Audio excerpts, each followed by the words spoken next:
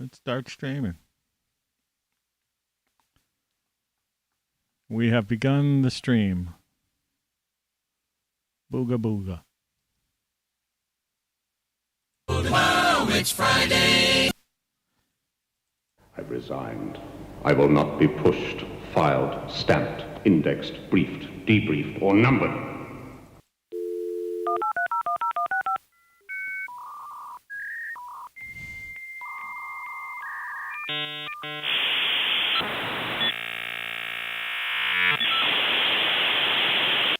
Caravan. You've been subjected to a highly sophisticated form of propaganda. It's just what you need, not what you don't. Your papers, please. Quality, quantity, and variety. Rock Flux. Let's get this show on the road. Hello. Hello. Hello. Hello. Hello. Hello. Good morning.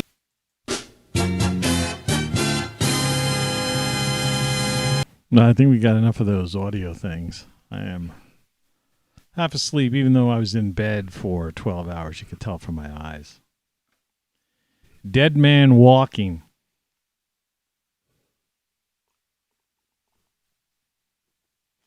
Drinking a little bit of coffee. They say caffeine boosts the power of a Tylenol. Whether that's true or not, I have no idea. So don't take my word for it. I'm not a medical professional. I'm just a victim. I am just a victim. I am alive. I'm a living person as of right now. That is important in one regards. Beauregard. And, you know, we talked about that. We don't need that anymore. So I'm a little bit late setting up. I'm going to add a different file while I waste your time starting this show. But since when has that been anything new? So let's see what this looks like. It was just what a weird angle. Right. It's like an awful lot of hair on there. Which is just because of the distortion of the picture. That is an IV that I had yesterday. Interesting thing, these IVs. People are curious. Something worse than an IV. In fact, let me see. Half the nurses mess up your arms when they do that sort of thing. That's just like a really distorted kind of view. It's like a angle from my camera towards the arm down towards the floor, so it kind of looks distorted. But anyway, that's an IV. That's where I was yesterday. 4 hours or so in a hospital. And it's muggy in here today, I think. I had the air conditioner on, so I don't think I have a fever. After all that nonsense yesterday, I don't feel any better. They didn't do anything. They just took a bunch of tests, and then they said, well, maybe you should go see some other specialist about something or other.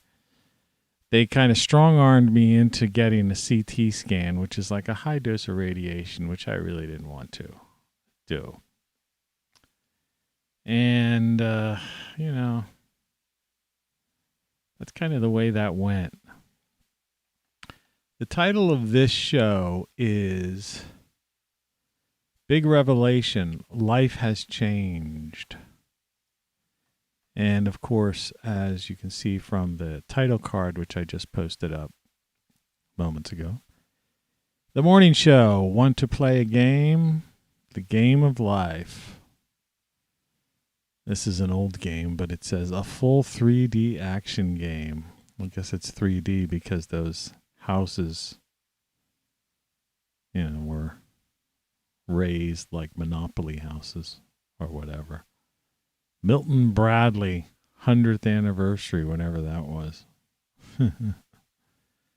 Game of Life. I don't think I ever played the Game of Life. I mean, I played Monopoly 10 million times, but I don't think I ever played the Game of Life.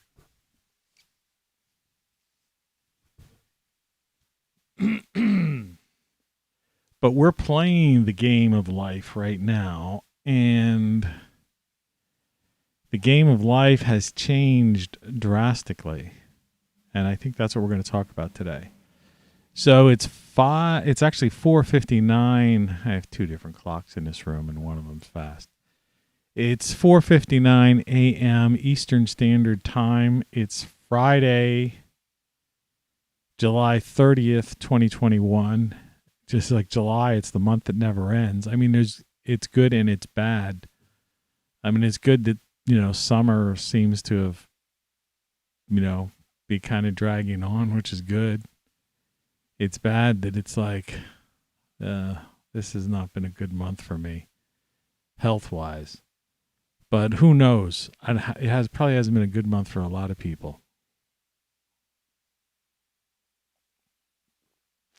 And like they say, it could always be worse. So, I don't know. I had 1 million tests yesterday. I went in the hospital.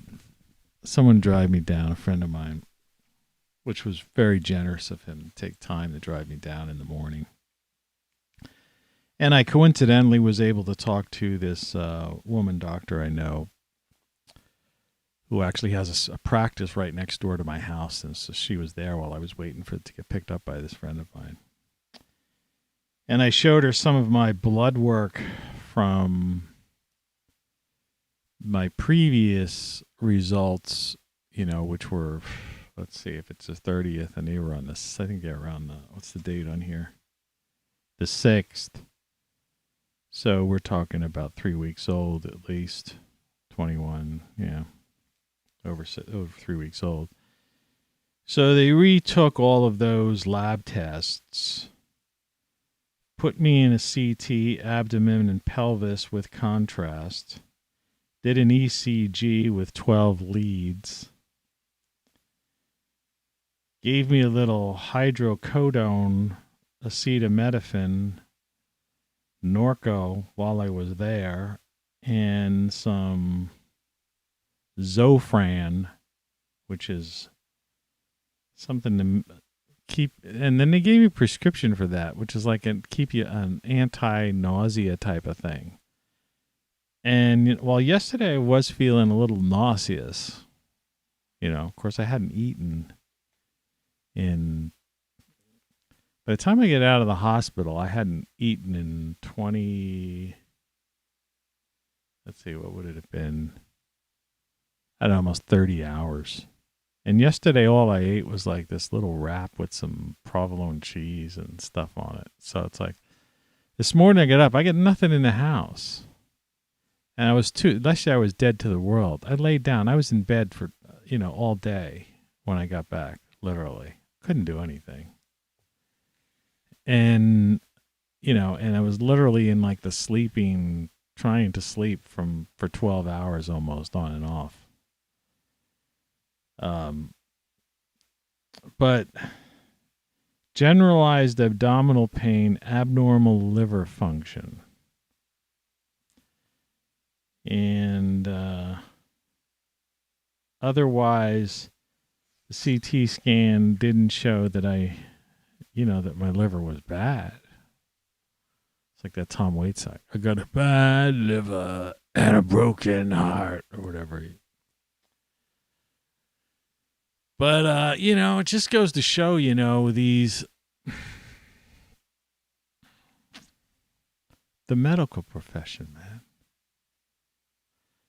Out of the whole lot, like I said, I know this woman doctor who's not my personal physician. Her husband is, but they're both doctors and they have a shared practice. Now, she's brilliant. I mean, literally. And I wish she was my doctor. And she was very predictive of what, what they would do, except the fact she thought that they would just do a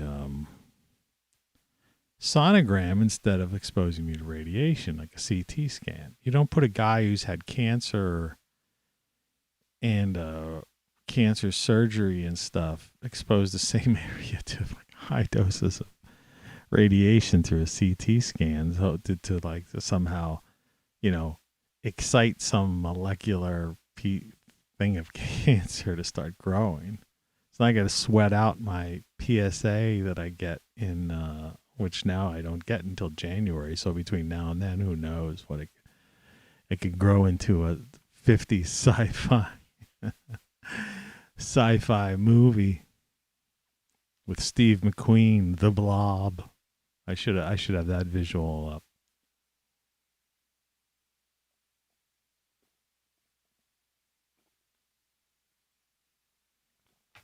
But my health. You're listening to Tony Caravan Live. Is health in general is an interesting thing. So I wonder if I can do this, if this works this way. Let's see. This is insane. This is insane. This is insane. This is insane. I like that.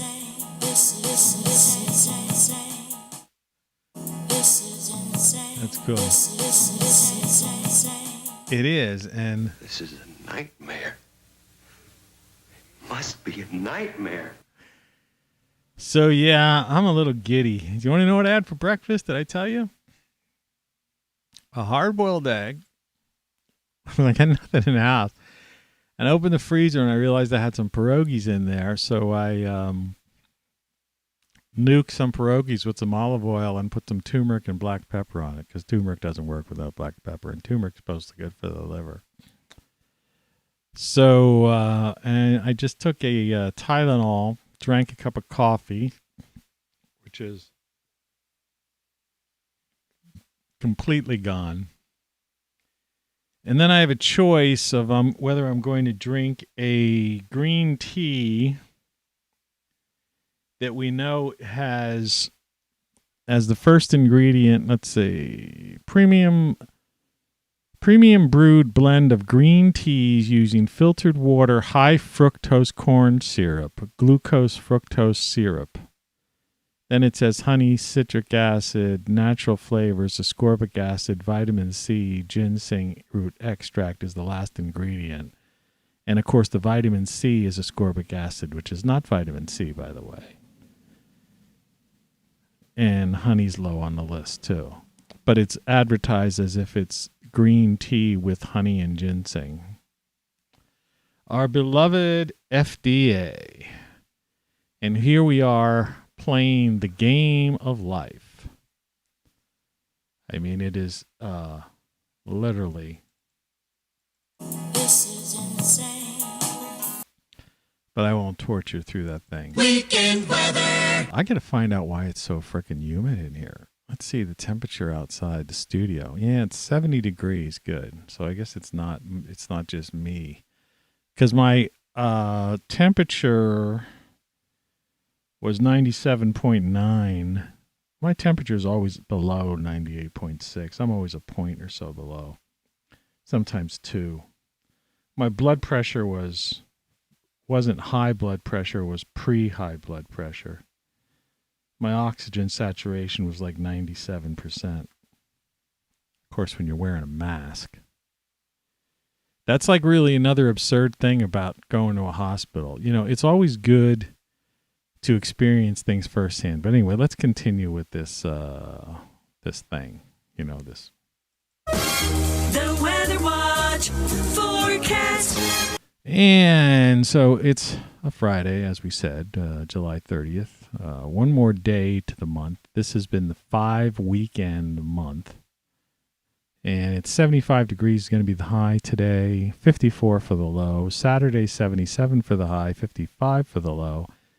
And Sunday, 79 for the high and 57 for the low. And just for the sake of it, getting into Monday, it's 75, and then it's going to be 57 for the low. Sunday, there's a 40% chance of a thunderstorm. So that's unlikely, because, we get around these parts. If it says 40%, we don't get it. I'm surrounded, like I said, I'm an hour from the entrance to the Northern Appalachian Trail, but basically I'm surrounded by these Northern Appalachian Mountains, This is the mid-Atlantic states, pretty far east of the Ohio Valley. But anyway. Weekend weather. That was your weekend weather on Tony Caravan Live. This is insane. But I think it rained a little bit yesterday, which is good, which means I have to do two things today. A friend of mine who drove me down, dropped me off at the emergency room, needs some help with his cash registry as a business owner. And I promised I would, and he went out of his way to drive me there, and he picked me up after that. I was in the hospital for about 4 hours or so. You got to wait for these tests stuff. So I got to get my energy levels up and take a walk down the street. And then I got to go I guess I'll pick up this anti-nausea pill just to have it, even though I don't need it. I mean, the more drugs, the better. See, one of the weird things about, I'm just going to talk about this medical stuff for a second because, we live in that society where it seems like politics and medicine, are almost interchangeable, and they are the talk of the day, right? The game of life, right? And the thing about it is, I have a pain, one of the good things for those, I'm using this because I can't talk to people and I can't be texting and emailing people. I don't do that stuff. It doesn't, it's just impossible for me, and I'm not feeling well. And so I'm giving the news because, my only interaction with people that I know for the most part is through this show. Okay. What a sad thing. And when there's 0 concurrent viewers, or I get a total views of 2 or 4, you can see how how many friends I have. It's my own fault. I've resigned. I will not be pushed, filed, stamped, indexed, briefed, debriefed, or numbered. Yeah, it's my own damn fault. I pushed myself away from the world. So let's try. Here's some high fructose corn syrup.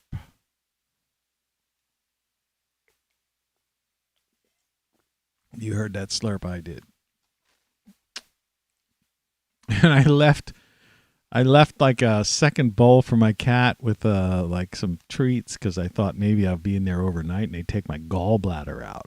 Because, apparently that thing isn't in the greatest of shape, but there was no inflammation in it. It's the same with the liver. What I was trying to say is that the lab test that I was told, I haven't gotten a copy of them yet. They usually post them on this.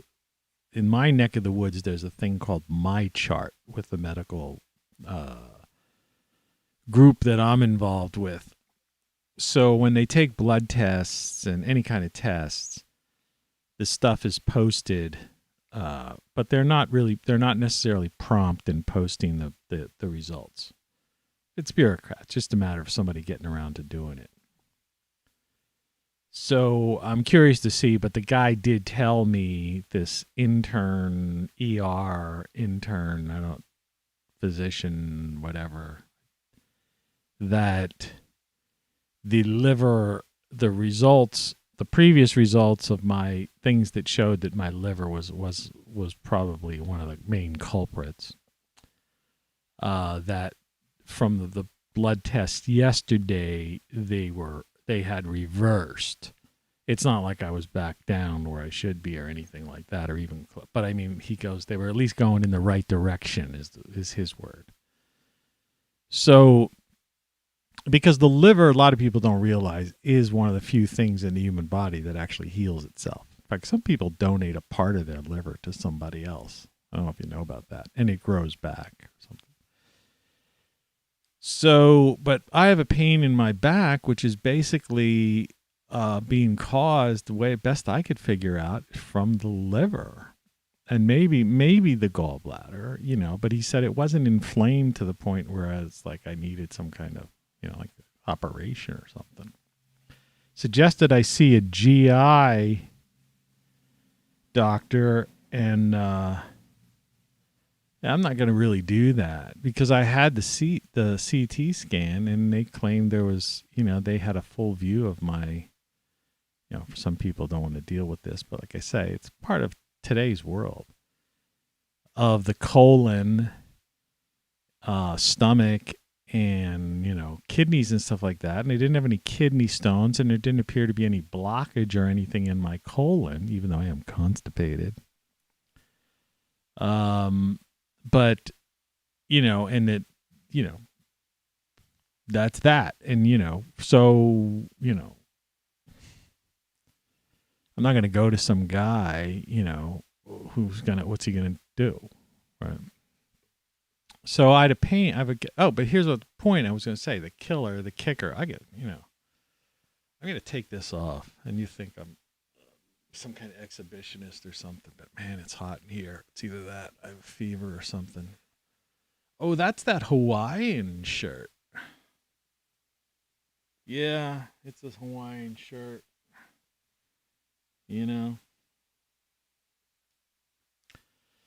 So, that's better.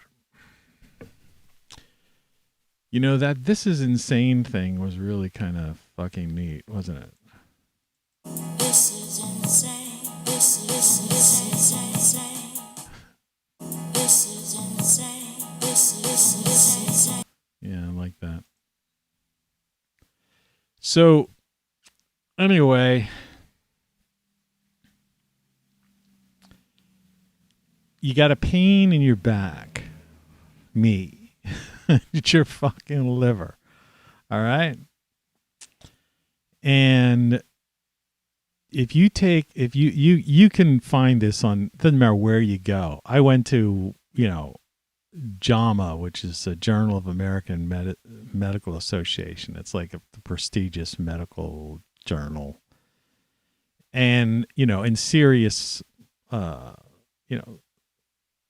I always go to the top. I don't read these sites that are just trying to sell you ads or bullshit.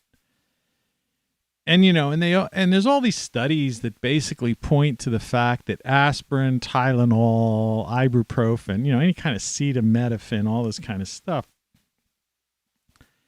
is bad for your liver. Okay.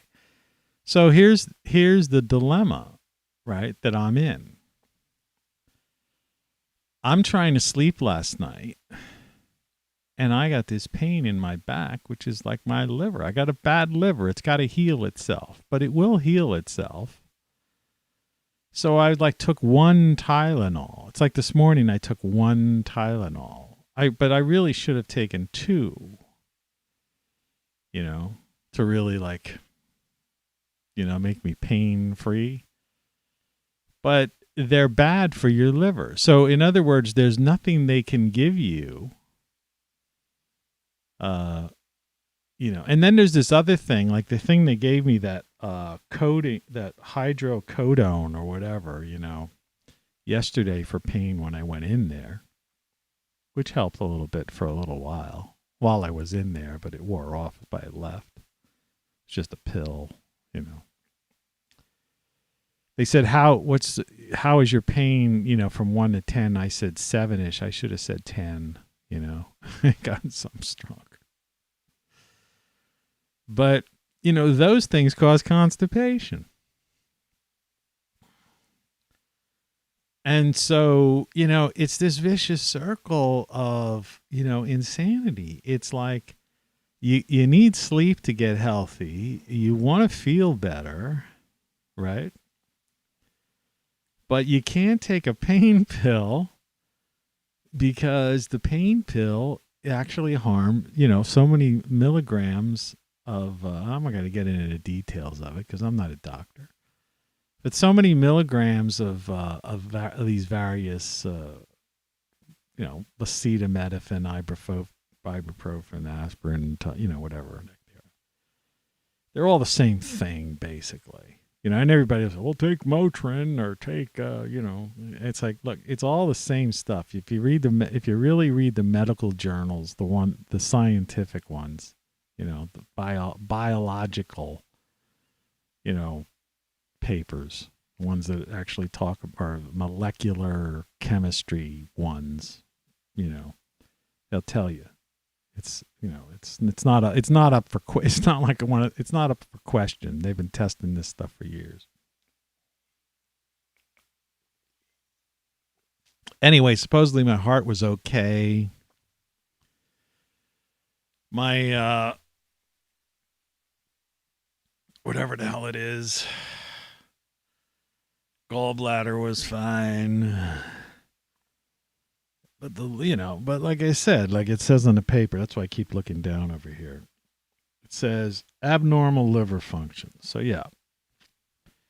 So I've got to get through this liver thing, which is not really that hard to fix, but it'll probably take a couple of weeks.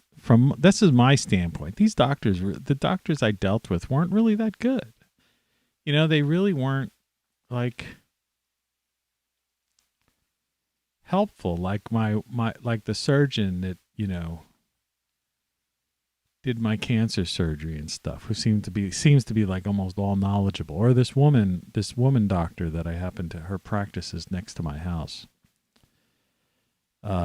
She really just off the top of her head, she's really educated in in her profession, right up to speed. Whereas a lot of these other doctors, they're just not, they can't talk off the top of their head or really explain, they really can't get into detail on these things. It's just like they say this thing and you have to keep asking questions and try to pull. It's like pulling teeth. So I guess I was glad I went.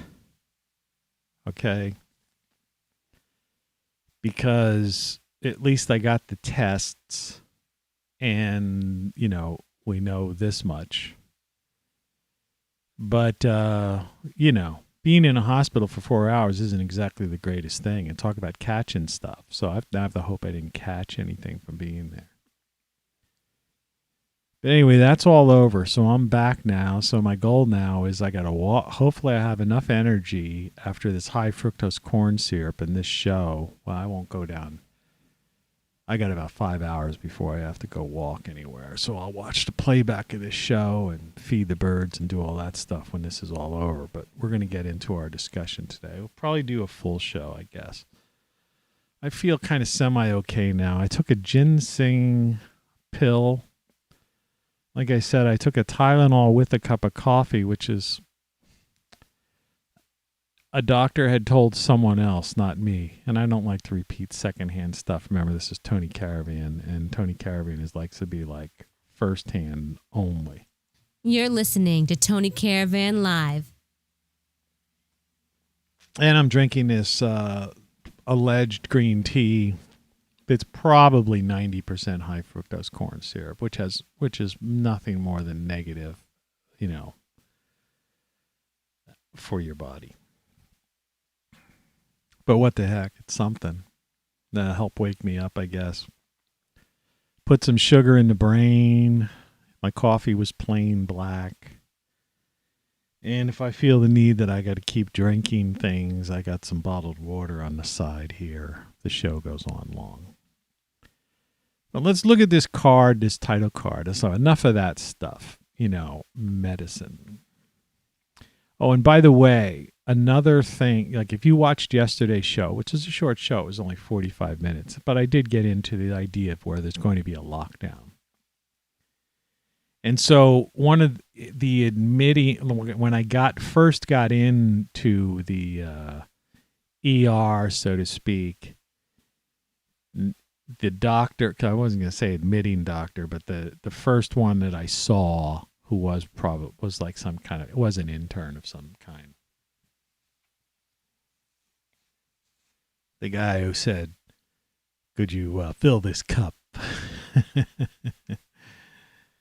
Well, after having a radical prostectomy, I don't have a problem doing that.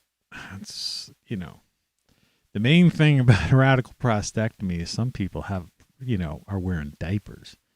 Fortunately, I had this Johns Hopkins doctor who did a really good job, so I never had a problem with that. But it's pretty easy to go, number one, as they say, after having had that. So anyway, that guy was saying, did you have the, I guess I would have to show it on this side. Did you have the thing? And I'm like, mm-mm. He goes, well, you better, because indications are this fall, it's going to be really bad. Right? So yesterday's show, I was telling you about how the corporate world seems to have already gotten a heads up and are spending hundreds of millions of dollars or whatever, planning for this lockdown part 2, which was like the title, I think, of yesterday's show. And now I'm getting it firsthand from a medical guy, who's looking at you with like wink, wink, nod, nod, nod, nod. The insider info is it's going to be, it's coming this fall. It's going to be big.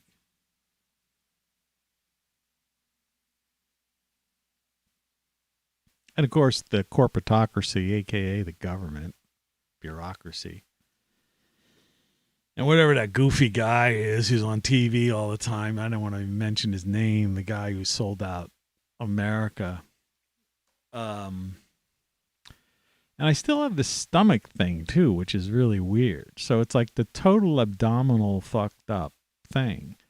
But the thing about a CT scan is they see everything. There's this thing, if I call them and send them $6.90, they'll give me a copy of the CD and I get to look at it.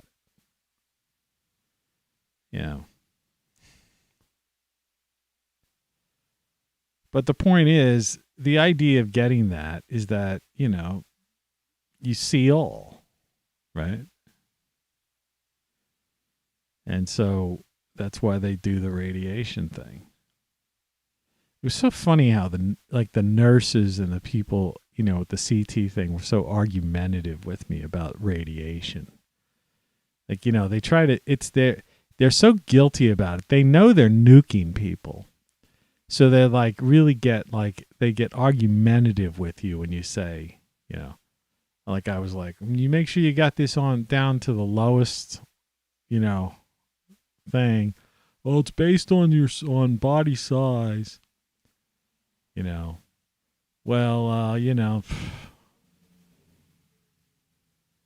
then when the guy was walking me out of the place, because that hospital's a maze, he's like, well, this particular CT machine is on the lower end of radiation. But it's like, and I don't know if it's him or some woman, the nurse there was saying, now there's some woman that had 36 of these. I said, I don't care if she had 36, but she must be glowing in the middle of the night, man.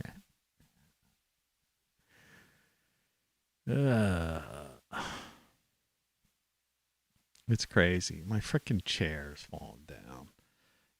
It's like, can I have something work? Please? Could you please? So yeah, I'm basically still in pretty much pain. And I'm just going to have to weather through it. And hope that as the day wears on, I don't have to rely on any kind of drugs. Because, like I said, it's a circular catch-22 type of deal. It's like the drug will relieve the pain, but if you take the pain pill, it's going to slow down the healing of the liver. So it's a real quandary, It's a real quandary. And I was thinking about, I was talking to someone yesterday, a relative of mine, about it afterwards. And I said, the thing about this is it's too bad that these idiots that have abused these oxy type of drugs, oxycodines and fentanyl and all that kind of weird stuff, which I've had because I've had operations and they've given me those because, well, when you get, when you go under the knife, you get those sort of things. And they are interesting things, and is a sense of euphoria, particularly the fentanyl thing was weird. You're awake for that. They actually used fentanyl on my back. I think I told this story once, gave me fentanyl once, and they were actually cutting open my back or cutting up a spot trying to get into my kidney from my back. I've had some weird things go on. This is like almost 2 years ago.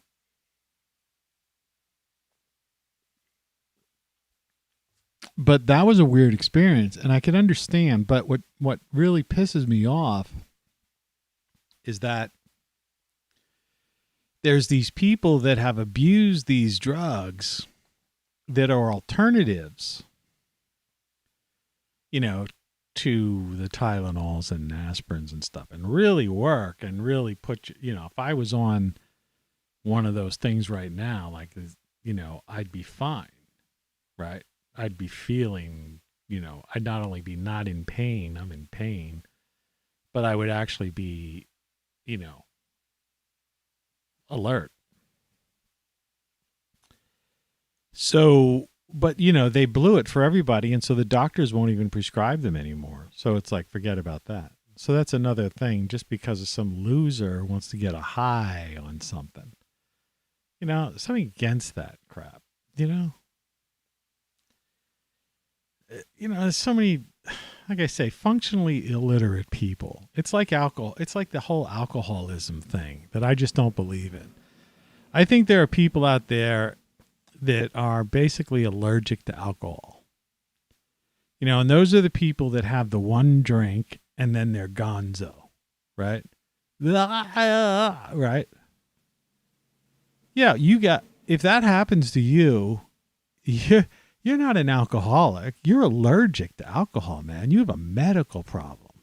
You don't need to sit around a circle and in some kind of meeting. All right? See, there must be a conspiracy by the alcohol. See, nobody ever thinks about this. By the alcohol industry, which is a big industry globally, right? $1 billion industry. It's part of the corporatocracy, right? To prolong that. I wouldn't doubt if they're one of the biggest donators to like AA. And I know there's probably people on AA, I don't have enough listeners for there to be anybody here. But I know there's probably people on AA that would take major offense to this. But the point of the matter is, no, you're either allergic to alcohol or you're just an asshole, right? That just had that, that you're using alcohol as an excuse. That's the same with these people with drugs. It's like, it's like if you can't handle the thing, then, you shouldn't be taking the thing, basically. There's people like that with like pot, medical marijuana and all that stuff. Some people it's medical, it's medicinal, right? Or recreational. Same with alcohol. Recreational. I mean, can't deny it. There's no other reason to drink, really. I mean, I guess these so-called wine connoisseurs, like to do that, swirl it around the mouth, smell it, the bouquet, and, swish it around the mouth and say it has notes of, this, that, the other in it. Believe me, I lived that life, so I know. I've been to those tasting parties and stuff like that. It's like, it's absurd, right? I'm like, just give me a glass of wine. All right, I don't care about the bouquet. There's certain things I like. I like a German Riesling on ice, right? If I'm pronouncing that wrong, Riesling. I like that on ice. It's one of my favorite whites. I've had Dom Perignon, right? Dom Perignon. And I've had vintage years when I was in D.C. or lived and worked in Capitol Hill. I think I told that story. I had several bottles of that I found at Roy Cohn's basement. And he wasn't going to use it. So I remember knocking on some girl's door. I met in a bar. It was the Hawk and Dove. It's probably still down there on Capitol Hill. I sat next to this girl one time. She gave me her number or her address or something like that. And she had a nice place on Capitol Hill, too. Of course, the place I was living was pretty nice. I knocked on the door with a bottle of Dom Perignon behind my back, and it was like a vintage year. I don't remember what year it was, but it was like the stuff. Because Roy Cohn was the type of guy that he was all show. He lived way above his means. That was his problem. What was his downfall in the end, you know? But I knocked on the door. She opens the door. I've got this thing behind my back. I pull out the bottle. And, of course, you know, a couple hours later or an hour later, we were on the floor doing the Humpty dance. Every one of those bottles has a story.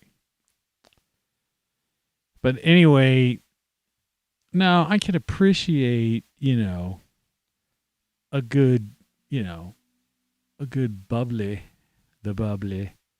or a good, vintage wine, or a certain brewed beer.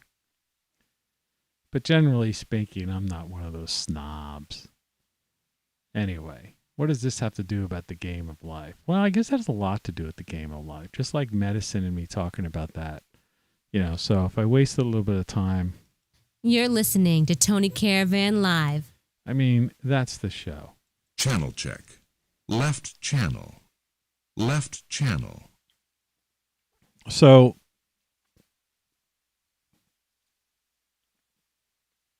they're changing the rules. So the game of life is now, you know, yesterday I think I said it was a paradigm shift, right?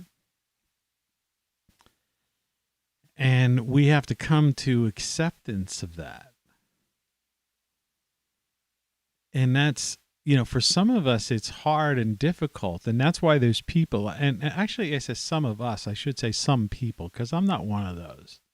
I really, you know, because some people, you know, the Build Back Better and Save America type of people, right? The two can, you know, polar, you know, red, blue, left, right, you know, whatever. They've got a problem that there's a new paradigm, you know,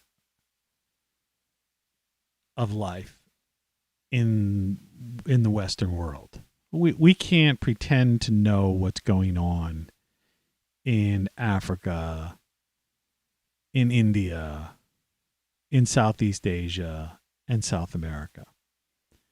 And I say we, I mean we in general in the former United States and even, you know, Western civilization. Because unless you've traveled there, and so few people have traveled there. I've traveled to Southeast Asia briefly. I've spent time also in Antarctica 3 times. So, you know, if you hang out, and it wasn't vacation, so if you're there and you can see and hear and deal with people and all that kind of stuff, spend time, you know. But the average person has no concept of what's going on in, like, the Congo. You know what I mean? You know, people don't even know what's going on in South Africa, which is more considered part of Western civilization, actually. And right now, I mean, there seems to be like a news blackout on it, but, you know, a week or two ago, basically, the country was basically a failed state. People had gone from looting the stores to where they were looting the distribution centers. And the way I understood it, tens of thousands, if not hundreds of thousands of people were starving, except the people who had private security forces in the ultra-rich areas. But just most of the country had just gone into total, disarray and madness. And I mention that because that's the problem with, the whole thing about looting. I was talking about double drowning. I used an example when I was studying to be a lifeguard, took the test of double drowning, where you go out to save someone and then that person just climbs over top of you because they just want to save their own life. And so another lifeguard literally has to come out to save you and the person you were trying to save. And the problem with people is too many people today is they're so self-centered, and society raises them to be so self-centered that, they'll loot and do anything or get in a state of panic when any kind of thing happens. And then once it's gone, they don't care that they've burned down the community food store. And so once the food that they stole and looted and they had in their house runs out, then they're like, I'm starving. And they're like, climbing into other people's houses. And it's just one big, clusterfuck. So, the best way to describe it. And that's how civilization falls apart. And that's why in the U.S., they recently have implemented, at least in the state near me, this idea of this child tax credit, which is really a payment. So in other words, they're bringing back the welfare state. And the idea behind that is by giving $250 to $300 per child, these welfare families, so to speak, and I live in a neighborhood where there's, so it's like, don't think I've got my nose like I'm like some up in the air, uppity person. I live at the poverty level, So I understand that, and that's who's around me. But the point is, they're not likely to freak out and loot the local grocery store if they've got 3 children, which means they're getting like $900 a month cash money on top of free medical, free housing, and free food to begin with. You see? That's the welfare state, like the Great Society that, Johnson implemented. And Bill Clinton basically started to tear that apart, believe it or not. It's hard to believe that a Democrat would do such a thing. But yeah, he did. And so it's now it's back. And that's what they're doing. They're basically offsetting. And South Africa just didn't have the wherewithal to foresee that was a problem there so that they could have done something to prevent what happened. And, you've seen similar problems in Europe and other Western areas, where people just start freaking out. So the game of life, and which has nothing to do, with this game of life, that exists. I don't know if they still have this game. They might, but just using this as an example, I mean, this goes back to like the 60s or something like that. I mean, it's a long time ago. I mean, did they renew the copyright on it or something even?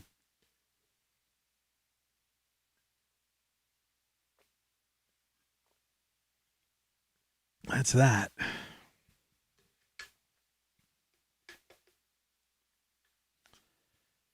So what I was trying to get at is that the game of life is changing. And a lot of people just don't care. Green tea with ginseng and honey. And it's on there like 1, 2. It's all the real blue, real brewed, all this kind of stuff. All over the place until you look at the small print And it says high fructose corn syrup, glucose fructose syrup. That's our FDA for you. It's crazy.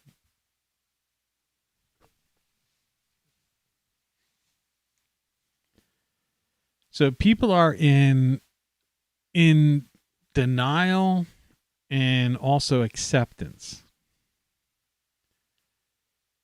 You know, it's like these stages of grief or something, I guess.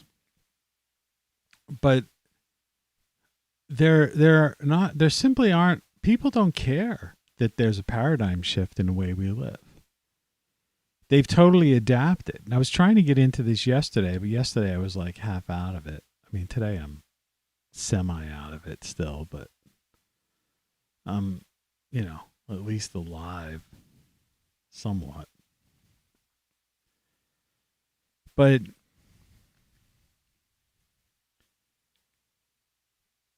there's nothing you can do about that.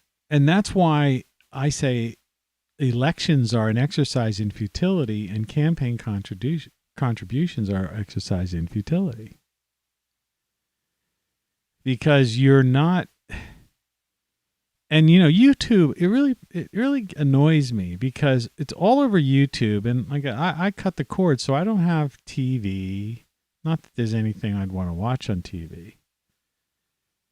But you know, YouTube is just all full of all of this stuff, these hopeful videos by these people, true believers in their side, you know. You know, this whole team politics is a team sport, right? Yeah, really. That's like what it is. It's like a team sport. And the cult of personality is like, you know, your quarterback or coach or whatever, or star player, right? And, you know, people have been brought up that way, you know. And then their minds are totally put through a blender, you know, because they're raised by the nanny state and indoctrinated and basically go to school for, you know, anywhere from a quarter to a third of their life, depending on how long they live. It's insane. You know, I could play that thing again. So there's no hope in that regards.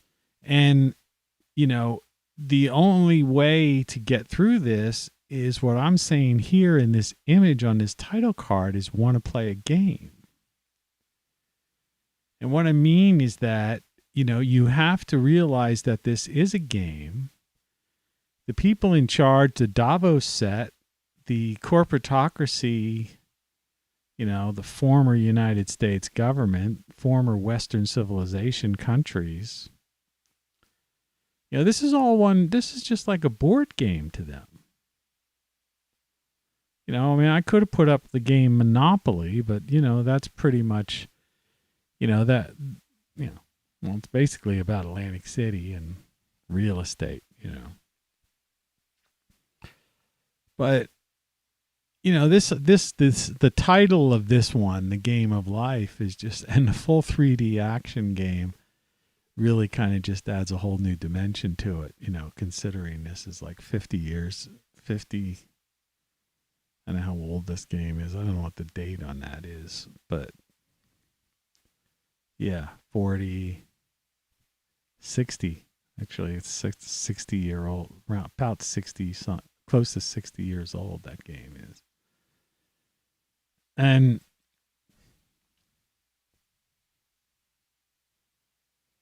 nothing's really changed, I guess, in the sense of what the way people view this. And that's the problem, because a lot's changed in 60 years, 50 years, 40 years, even 30 years. And most people who are in charge of society now, people in the media, you know, the West Wing, so to speak, people who are in the corporatocracy, big tech, big pharma and stuff like that, they're all basically have come to power or their positions within the past several decades. You know, they went through the nanny state or indoctrinated for the first 20 years of their life. So if they're 30, you know, they've had you know, it's just been the last decade, which has been the decade of the thing, the smartphone, the black mirror, right? And even if they're 40, they've only, you know, 20 years. They know nothing other than, you know, they came out of school, the nanny state, the indoctrination education system within the last 20 years. If you're 40. And the internet was already taking over, you know. So there's no hope. You know, it's all these people know. That's their game of life. That's the game of life to them, what we're experiencing now. And they've been brought up to accept and kind of, you know, conditioned to this whole idea of leader, you know, follow the leader idea. And less information, in-depth information about what they're told they need to do or the reason and rationale behind something, some directive that they're given. You know, you don't question it. And then, you know, within the past 10 or 15 years, it's the idea of the meme, you know, the post, the tweet, the 140 characters or whatever. Sound bite, the clip, video clip.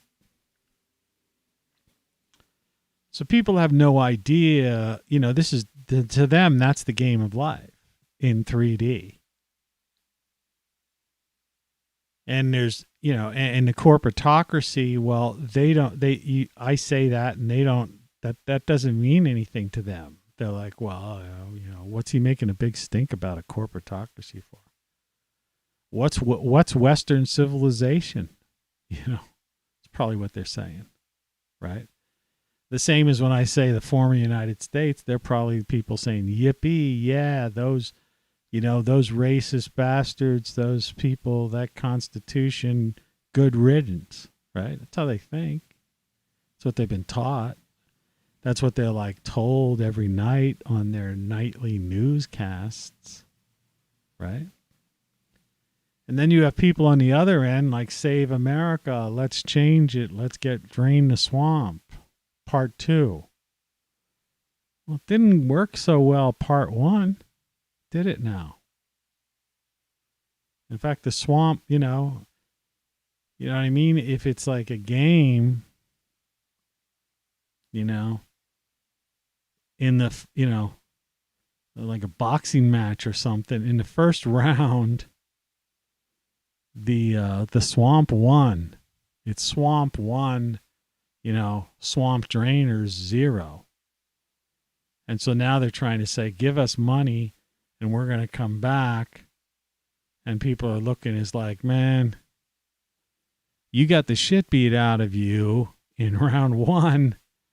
I'm not, you know, you think I'm going to double down and on my bet? It's an exercise in futility. And so you just have to basically find a way to cope and get through it. You know, I mean, there's just no two ways about it. And that's why yesterday I even put that picture of the woolly mammoth, you know, in ice there. Because I was trying to put these two things together. You know, this concept of catastrophism, you know, Earth catastrophe, And, we're experiencing all of this stuff already, I mean, it's crazy what's going on. And it's clear that it has nothing to do with 0.004 CO2 at this point. You know what I mean? There's just like, earthquakes and volcanoes aren't caused by CO2, So, I mean, this is nuts. Magnetic field weaknesses aren't caused by CO2.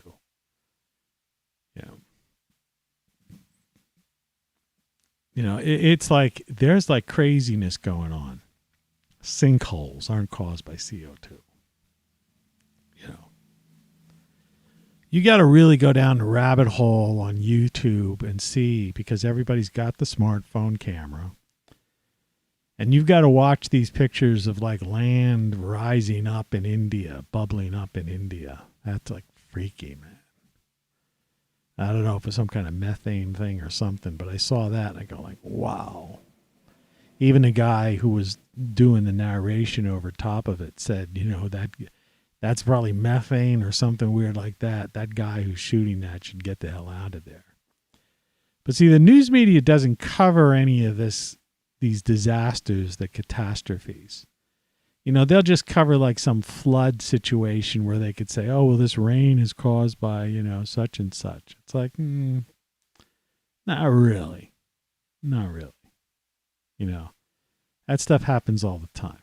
It's been happening as far as we know. That's cyclical weather events.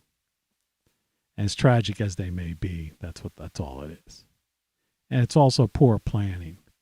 You don't know what went on there, in any of those places, even in Europe. You don't know what they've done over the past, 30 years or 50 years, how they redeveloped the land. I mean, think about the amount of development. Now, this is just an interesting thing to discuss, because people don't discuss this stuff. Same when I talk about forest management. But, there's no discussions about, have you been, I've been over in Europe, all right? But, I was over there a long time ago, But the idea is that, we don't know that, the cityscapes have changed drastically all over the world in the past 50 years. I mean, drastically. Like when I lived in Philly, there was really the skyline in Philly was just, there was some tall buildings, because I lived in basically Center City in, trying to think if it was what it was called. I think it was called Penn Tower or something like that. I don't know what it was, but it was a high-end apartment complex. And, and I was up fairly high in it, and I had the windows overlooking the city. And when I look at the cityscape of Philly what's changed over the past, and this was years ago. This was like, when did I live in Philly, Center City, Philly? It was like, this is hard for you to believe because, looking at me, I guess. This was like 40 years ago. And at that time, but since then, architecturally, they've designed this cityscape of these pointed buildings that is uniquely that someone could name. They could look at that cityscape and they could say, that's Philadelphia. Right? People define, a major metropolis by, by the buildings. It's like, it's like looking at the Chrysler building in New York or something. And so we don't know what happened in Europe. They've changed. You've got Brussels. They've built that crazy building. That's like they want it to be the headquarters of the world, the EU headquarters and stuff. I mean, in the past 50 years, there's been major changes to the cities, So when we see these floods, we're just looking at it here on a newscast where they're showing all this water and cars floating down a main street. But we have no idea what's happened over the past 40 or 50 years. We don't know if they've, put up X amount of buildings, built so many parking lots, built some kind of, like they love to do. They do it in New York, did it, where they build these complexes along the waterways and stuff, right? Because people like to have those, skyscrapers next to the rivers and look out their balconies and see that water. That's high price. So we don't even know, you don't even know. And it's in China, they talk about the dams and the shortcuts and how quickly these things were constructed, as if it was like some race to finish,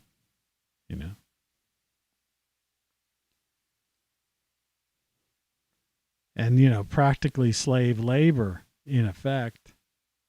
So you don't know if those people were like sticking it to the man by cutting corners or intentionally doing something. I mean, you would hope someone wouldn't do that, but you don't know. And that's the point. It's like the shirt I wore to the hospital yesterday said, you don't know what you don't know.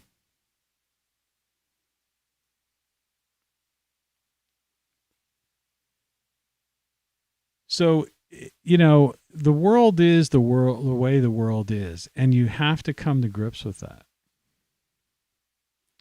And it's going to stay this way from now until doomsday, literally, is what I've been talking about too. Till doomsday, which may well be, coming sooner than we thought.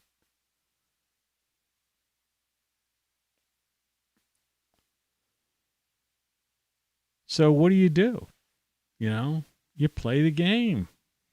You got to play their game. You got to survive the best you can. You can't fight. It's like the whole old thing. You can't fight City Hall. I mean, you just, what are you going to do? Spend your whole life like, scared of something?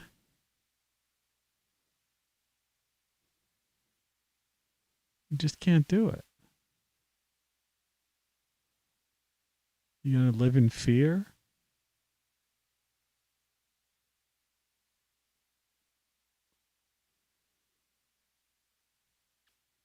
What does that accomplish? Getting hysterical or thinking you're going to change something. Donating money to the corporatocracy. Because that's what you do when you give to financial donations to political candidates. It just goes to the media, and the media is the corporatocracy. I mean, that's just the way it is. You'd be much better off getting yourself a Rock Flux mug.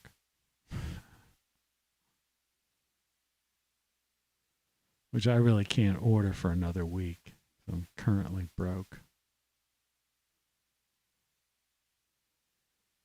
But I think I'll be switching to coffee. I read something, and I don't know if it's true. Like I say, I don't give advice on this show. I just talk about things that, when I don't know about it, I just say, well, I've heard, or maybe, but I don't know. You should investigate it. But if that coffee, in one or two of the lists that I saw, coffee supposedly is good for the liver. Or at least it's not bad for the liver, like diet sodas are, which I was drinking before. Like I probably shouldn't have had that high fructose corn syrup thing, But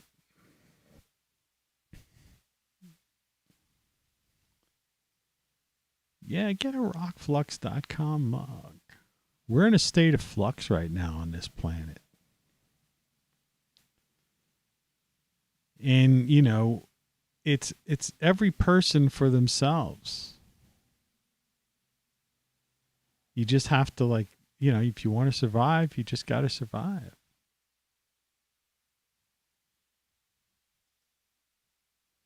It's the game of life.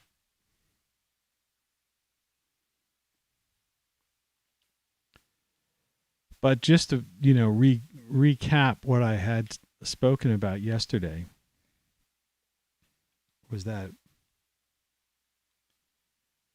if indeed we're about to enter a second lockdown, I was telling somebody yesterday, and yesterday it was really hard to talk to anybody.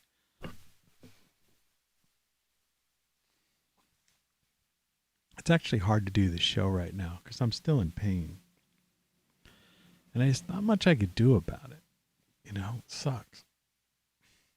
And my chair keeps falling down. Freaking one thing would work. If at least one thing would work. Ugh. Oy.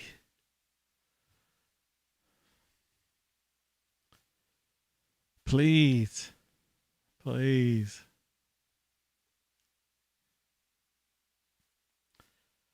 But I was saying, like, California has re-implemented the old thing,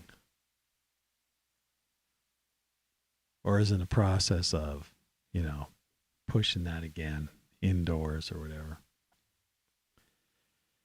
But it was probably, and I'm guessing, but it's, it's one of these Occam's razor type of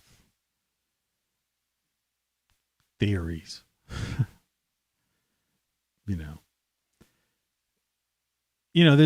this total lack of entertainment. Like I went to the Apple TV app yesterday or the day before. Yesterday. I was like, last night. It's nothing worse than being sick. You really have to feel sorry for people who have, like, illnesses. And so anyway,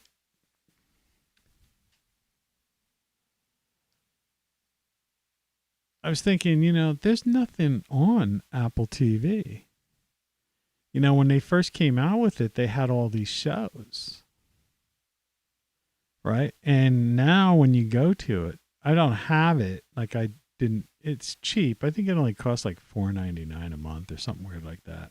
It's not expensive because they sell you movies and stuff. So, but I mean the basic, like, to get their programming. And there's one or two shows, but they're so goofy and idiotic that they're laughable just looking at the picture to think that someone would want to watch it. Right. So Hollywood, they probably under pressure from so-called Hollywood, which is the entertainment industry. It's certainly not Hollywood Boulevard, which is, at least when I was out there, was just a dump, just the street. They probably had pressure from the, moguls, studios, to allow them to lessen, the need to wear masks and stuff like that, so they would be able to produce another round of movies and TV series, over the past, say, 6 months. I don't know how long California had, like, a lot, laxed measures when it came to that. But now I guess they've shot everything, and so now they're in post-production, and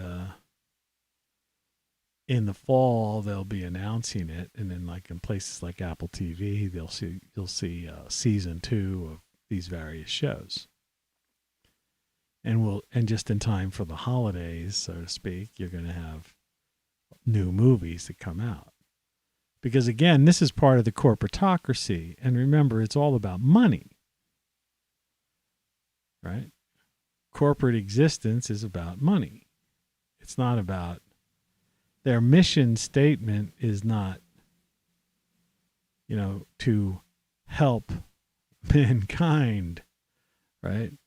Their mission statement is to enrich their shareholders. That's what a corporation exists for.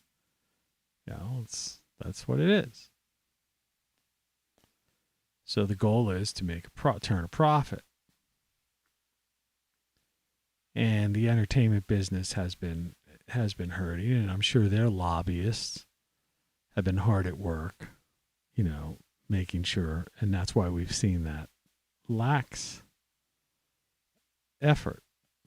So it has nothing to do with flattening the curve. It has nothing to do with, variants, mutations, or any of this other stuff. It all has to do with money. And it seems to me that the money, if you want to play the game, the real money is in lockdowns, right? That's the game. That's the new game of life. That's the paradigm shift. I was put in yesterday's title card, I believe. The paradigm shift is we're going to be under lockdown. I don't know, forever. The more people adapt to a thing, then it just becomes part of, their existence. Become conditioned to it. So at first there's resistance to it. And of course, there's been psychological damage to children and people. There's been high suicide rates and all that sort of thing. Businesses have fallen. But then again, that's part of the Great Reset in my mind. I think they wanted to get rid of, small businesses. And so they've replaced it, or replaced them, with these delivery services. Big, big corporate, delivery services, gobbling up everything. So the idea is stay in your cubicle, your home, work from there, live from there, and get everything just sent to you. And eventually it won't even matter. It's like, people will go like, well, I don't feel like wearing a mask and going to the grocery store wearing a mask. So I'm just going to order from this place anyway and let them deliver it to my porch. The hell with it.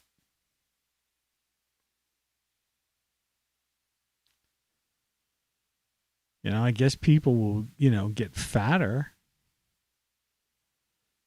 I would, if I was looking for investments, I would think that home exercise equipment, some kind of innovative thing, or one of these, some kind of treadmill type of computerized treadmill thing. And they have those things.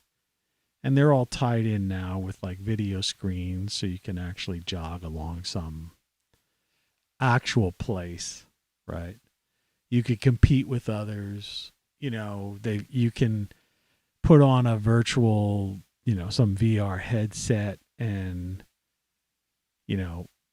exercise with other people with some motivational, trainer. And that's probably a good investment. That's probably definitely something that's, going to be part of this.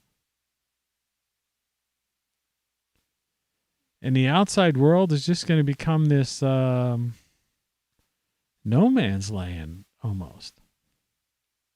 Right? I mean, it's already becoming that way. And people are they're just adapting to it. And so they'll still sell cars. But you get in your car, in your garage, and then you go somewhere when you have to go somewhere. But I really wonder in the long term if they're not shooting themselves in the foot, particularly, like with the automotive industry and their so-called self-driving cars. Because there seems to be like this, battle going on behind the scenes from a marketing standpoint anyway. So if I were to create, and the technology already exists and people are doing things similar to this, but I'm talking about a more advanced level. Okay. I touched on it yesterday, but hear me out. So if I were to create this like really cool bar, all right. It's always got to be a bar with me, right? But it could be just some living room, sunken living room in a mountain chateau ski resort type of place with a big fireplace and these like nice big sofas around it, so to speak, and these tall windows overlooking a mountain range, right?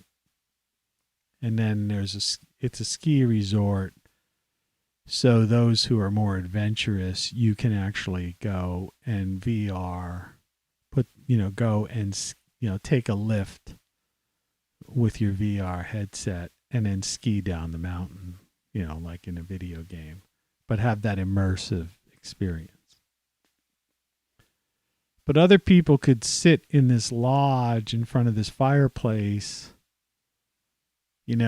and carry on a conversation, hang out, drink hot cocoa with a marshmallow in it or a cocktail or whatever the heck it is. Right? And flirt, pick up somebody or whatever. Or like I say, the virtual bar or whatever. And, the technology's in that point. I've seen some pretty wild virtual reality technology, where it's like, it's so freaking real. It's, it's off the wall. It's the same as when I experienced some of the AI stuff when I wrote my book, which is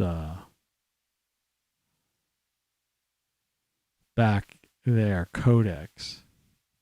You see it. It says code, but there's an X on it that's hidden by the thing. That,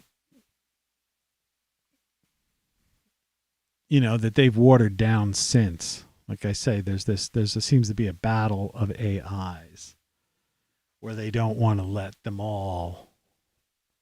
They don't want to let AI loose because some people are like, there's this stupid Elon Musk thing to think AI is going to take over, but it's not really that. It's the idea of AI is a good thing, right? And the AI that we're currently using is just sloppy because there's too many patents and everybody's got their own version of something. And if they would just if it would be more open source in a sense, and it would be way better. It should be conversational. You shouldn't have to say the name of the particular device and ask a question. It should be conversational. But so on one side you have these people creating this VR world and these VR worlds. And on the other side, you have this automotive industry trying to create self-driving cars and electric cars and all of that sort of thing. But it seems to me then you have the corporatocracy that just basically wants to have eternal lockdowns. So eventually it seems more and more that the idea of the car itself is going to become less and less important in people's lives.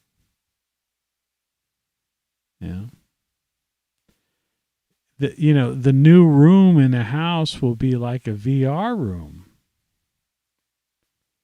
that will have like a treadmill, and you put your VR headset on and you're jogging or walking or hiking or doing something, or you're another space that's just an open space that you can experience these other things.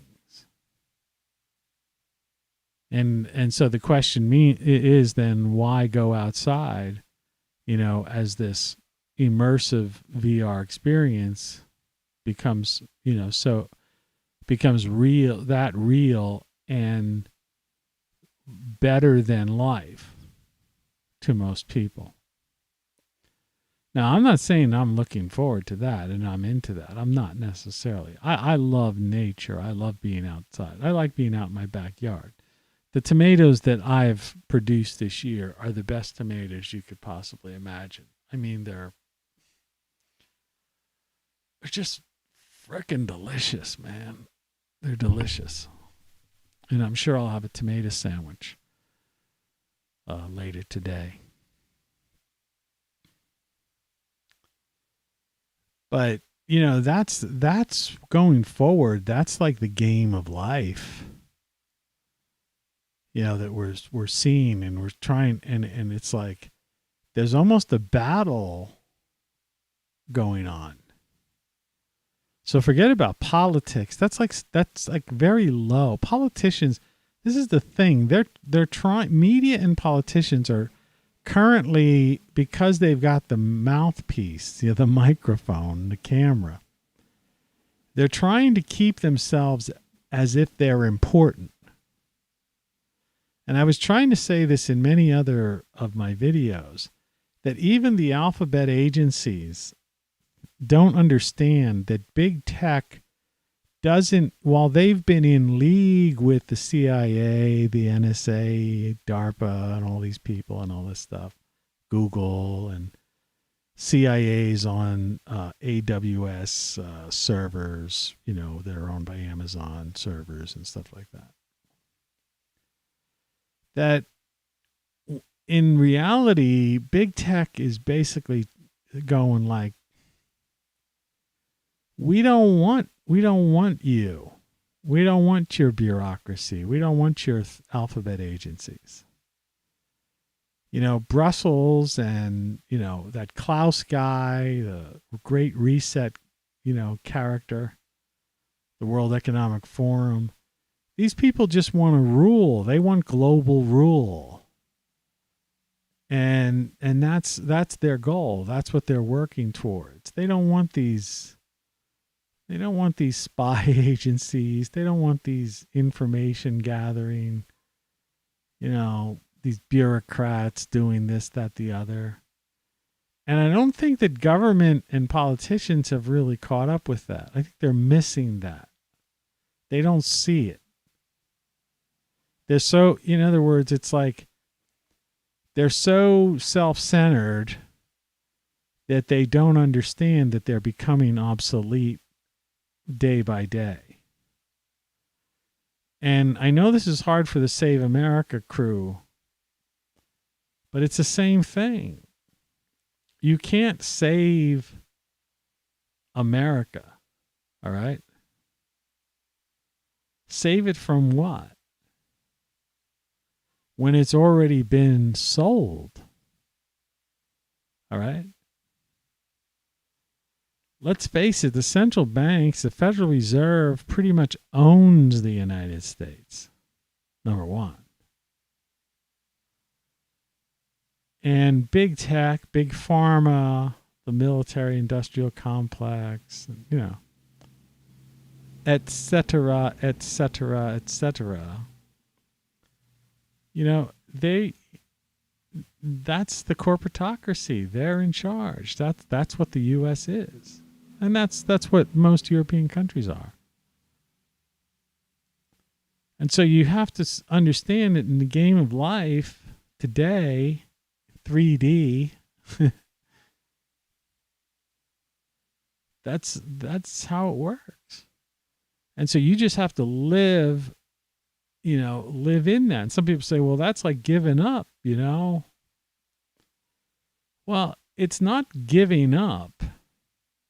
It's just that you have to understand it's a paradigm shift. It's a change. It's a transition into a different, way of life.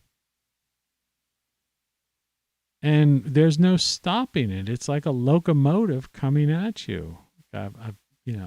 It's unstoppable. In many cases, it's already happened.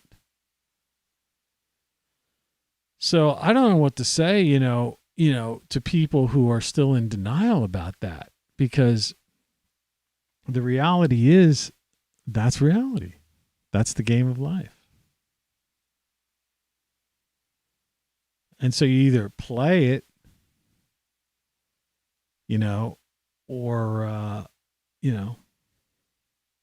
or you're on the outside, you're off the game board, you lose. And so it's like when you're playing a game when you were a kid, you're out, and the rest of the family or whoever is still playing the game, but you're sitting off to the side. This is how it is.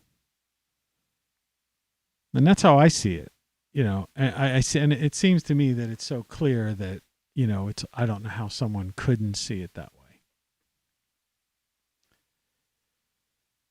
So, that's pretty much all I wanted to get across today, is that this is coming at us. This is the change. This is the game. And, you've got a couple of months, the rest of the summer more or less, to figure things out and position yourself to play this game, where you want to be, how you want to be, but that, to pretend that there isn't this paradigm shift in the way we live, and there isn't, and this game isn't in progress, and the major players, have all that funny money like you see on the board there. That's just being in denial. That's cognitive dissonance. That's whatever. It's just the way it is. So stay healthy. Get your immune system up. Don't end up like me. Whatever the hell happened to me, I don't know. I poisoned myself. I don't know how my liver got messed up or whatever. And I've got these pains and stuff. But, doctors are saying, well, we didn't see anything serious in there other than, So I guess I just got to eat healthy, rest, and get better. In fact, I'm probably going to go lay down after this video and rest. So until next time, which will probably, hopefully be tomorrow, good luck and think about these things. Good morning. That ought to wake you up. And don't forget, visit TonyCaravanLive.com. Get a mug, get a shirt. You don't know what you don't know. And wear it places. That's how all those people in that hospital were looking at it, because I was wearing it. That's how you communicate to somebody subliminally and even directly with a shirt like that. You don't know.